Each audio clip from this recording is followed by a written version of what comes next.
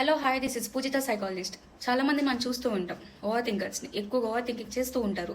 Day start అయినప్పటి నుంచి day end అయ్యేదాకా రోజంతా కూర్చొని ఆలోచిస్తూనే ఉంటారు. ప్రతి చిన్న విషయాన్ని కూడా ఎక్కువగా ఆలోచిస్తూ ఉంటారు, ఎక్కువ ప్రొలాంగ్ చేస్తూ ఉంటారు, డీప్గా ఆలోచిస్తూ ఉంటారు. సో ఇది ప్రాబ్లం. ఓవర్ థింకింగ్ అనేది చెయ్యొచ్చు, బట్ ఇట్స్ లిమిట్. ఇది ఎప్పుడైతే క్రాస్ అవుతుందో అది డేంజరస్. ఓవర్ థింకింగ్ అనేది ప్రతి మనుషుల్లో ఉంటుంది, బట్ రీజన్ ఉండాలి. మీరు డే మొత్తం కూర్చొని ఆలోచించే బదులు డేకి ఒక 15 మినిట్స్ టు 20 మినిట్స్ టైం పెట్టుకోండి. ఈ టైం లోపల మీరు ఆలోచించండి, తప్పులేదు. కానీ డే మొత్తం ఆలోచించితే మన మైండ్ ఏమైపోతుంది, మన బిహేవియరల్ చేంజెస్ ఏమవుతాయి. సో దీనివల్ల కంప్లీట్లీ మన థింకింగ్ వే అనేది మారుతూ ఉంటుంది. నెగిటివ్ థింకింగ్ రావటం, నెగిటివ్ థాట్స్ రావటం, సో ఇవన్నీ కూడా జరుగుతూ ఉంటాయి.